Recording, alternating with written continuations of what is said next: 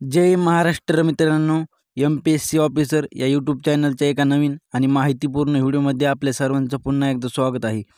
तर आजच्या व्हिडिओमध्ये आपण 2024 या वर्षातील जे काही पोलीस भरती, MPSC आणि बाकी काही स्पर्धा परीक्षा होणार आहेत, त्या सर्वांसाठी माहितीपूर्ण असे जनरल नॉलेजवरील टॉप 13 क्वेश्चन्स बघणार आहोत. आत्ता ज्या 17,000 जागा निघाल्या आहेत पोलीस भरतीच्या, त्यासाठी पण हे क्वेश्चन्स तुम्हाला अगदी माहितीपूर्ण ठरणार आहेत. त्यामुळे व्हिडिओला शेवटपर्यंत नक्की बघा. पहिला क्वेश्चन आहे, दरवर्षी जागतिक नागरी संरक्षण दिन कधी साजरा केला जातो? तर दरवर्षी 1 मार्च हा दिवस जागतिक नागरी संरक्षण दिन म्हणून साजरा केला जातो. त्यानंतर दुसरा क्वेश्चन आहे, महाराष्ट्र सरकार आणि कोणत्या देशात कुशल मनुष्यबळ पुरवण्यासाठी सामंजस्य करार करण्यात आला आहे? तर महाराष्ट्र सरकार आणि जर्मनी या देशामध्ये कुशल मनुष्यबळ पुरवण्यासाठी सामंजस्य करार करण्यात आलेला आहे.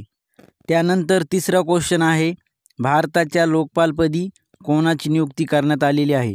तर भारताच्या लोकपालपदी न्यायमूर्ती अजय खानविलकर यांची नियुक्ती करण्यात आली आहे. चौथा क्वेश्चन आहे, चालू आर्थिक वर्ष 2023-24च्या ऑक्टोबर ते डिसेंबर या 3 महिन्यात भारतीय अर्थव्यवस्थेने किती टक्के वाढ नोंदवली आहे? तर जे काही हे चालू आर्थिक वर्ष 2023-24 आहे, या 2023-24च्या ऑक्टोबर ते डिसेंबर या 3 महिन्यात भारतीय अर्थव्यवस्थेने 8.4 एवढ्या टक्क्यांनी वाढ नोंदवली आहे. त्यानंतर पाचवा क्वेश्चन आहे, देशातील पहिले सेमीकंडक्टर फॅब कोणत्या राज्यात स्थापित केले जाणार आहे? तर देशामधील पहिले सेमीकंडक्टर फॅब हे गुजरात या राज्यामध्ये स्थापित केले जाणार आहे. त्यानंतर सहावा क्वेश्चन आहे, कोणत्या कंपनीने संयुक्त उपक्रम स्थापन करण्यासाठी विकॉम 18 मीडिया आणि द वॉल्ट डिझनी कंपनीसोबत विलिनीकरणाचा करार केला आहे? तर रिलायन्स इंडस्ट्रीज लिमिटेड या कंपनीने संयुक्त उपक्रम स्थापन करण्यासाठी विकॉम 18 मीडिया आणि द वॉल्ट डिझनी या कंपनीसोबत विलिनीकरणाचा करार केला आहे.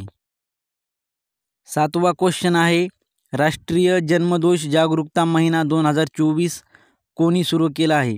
तर राष्ट्रीय जन्मदोष जागरूकता महिना 2024 म्हणजेच national birth defect awareness month 2024 हा नीती आयोगाचे सदस्य डॉक्टर VK पॉल यांनी सुरू केला आहे. त्यानंतर आठवा क्वेश्चन आहे, 2023मध्ये कोणत्या देशात प्रजनन दर म्हणजेच फर्टिलिटी रेट हा 0.72च्या नवीन निचांकी पातळीवर पोहोचला आहे? तर 2023मध्ये दक्षिण कोरिया या देशामध्ये प्रजनन दर म्हणजेच फर्टिलिटी रेट हा 0.72च्या नवीन निचांकी पातळीवर पोहोचला आहे. नववा क्वेश्चन आहे, पंतप्रधान नरेंद्र मोदी आणि मॉरिशसच्या पंतप्रधानांनी संयुक्तपणे कोणत्या बेटावर विकास प्रकल्पांचे उद्घाटन केले आहे? तर भारताचे पंतप्रधान नरेंद्र मोदी आणि मॉरिशसच्या पंतप्रधानांनी संयुक्तपणे अगालेगा बेट या बेटावर विकास प्रकल्पांचे उद्घाटन केले आहे. त्यानंतर 10वा क्वेश्चन आहे, मजकूर किंवा इमेज प्रॉम्प्टमधून परस्पर संवादी व्हिडिओ गेम तयार करण्यासाठी गुगल डीपमाइंडने सादर केलेल्या नवीन मॉडेलचे नाव काय आहे? तर मजकूर किंवा इमेज प्रॉम्प्टमधून परस्पर संवादी व्हिडिओ गेम तयार करण्यासाठी गुगल डीपमाइंडने सादर केलेल्या नवीन मॉडेलचे नाव आहे जिनी AI. त्यानंतर 11वा क्वेश्चन आहे, भारतीय साहित्य क्षेत्रातील सर्वोच्च ज्ञानपीठ पुरस्कार 2023 कोणाला जाहीर झाला आहे? तर भारतीय साहित्य क्षेत्रातील सर्वोच्च ज्ञानपीठ पुरस्कार 2023 हा गुलजार आणि जगद्गुरू रामभद्राचार्य या दोघांना जाहीर झालेला आहे. त्यानंतर 12वा क्वेश्चन आहे, इरेडाने अक्षय ऊर्जा प्रकल्पांना सहवित्त पुरवठा करण्यासाठी कोणासोबत करार केला आहे? तर इरेडाने अक्षय ऊर्जा प्रकल्पांना सहवित्त पुरवठा करण्यासाठी पंजाब नॅशनल बँकेसोबत करार केला आहे. त्यानंतरचा क्वेश्चन आहे, 11व्या आंतरराष्ट्रीय कठपुतली म्हणजेच 11th इंटरनॅशनल पपेट फेस्टिवल महोत्सवाचे उद्घाटन कोणत्या शहरामध्ये करण्यात आले आहे? तर 11व्या आंतरराष्ट्रीय कठपुतळी महोत्सवाचे उद्घाटन हे चंदीगड या शहरामध्ये करण्यात आले आहे. त्यानंतर 14वा क्वेश्चन आहे, बॅडमिंटन आशिया सांघिक स्पर्धेत म्हणजेच बॅडमिनेशन आशिया टीम चॅम्पियनशिप 2024 हे कोणत्या देशाच्या महिला संघाने सुवर्णपदक जिंकले आहे? तर बॅडमिंटन आशिया सांघिक स्पर्धेमध्ये भारत या देशाच्या महिला सांघिक स्पर्धेने सुवर्णपदक जिंकलेले आहे. त्यानंतर 15वा क्वेश्चन आहे, इस्रोने आंध्र प्रदेशातील श्रीहरिकोटा येथील सतीश धवन केंद्रावरून कोणत्या हवामानविषयक उपग्रहाचे यशस्वी प्रक्षेपण केले आहे?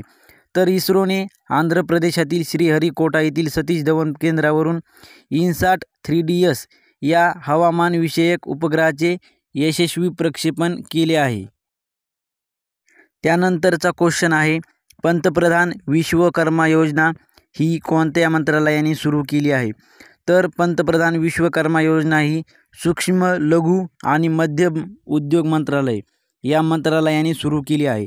त्यानंतरचा क्वेश्चन आहे, महाराष्ट्र राज्यात लोकर प्रक्रिया संशोधन केंद्र कोणत्या ठिकाणी उभारण्यात येणार आहे? तर महाराष्ट्र राज्यामध्ये लोकर प्रक्रिया संशोधन केंद्र हे पारनेर या ठिकाणी उभारण्यात येणार आहे.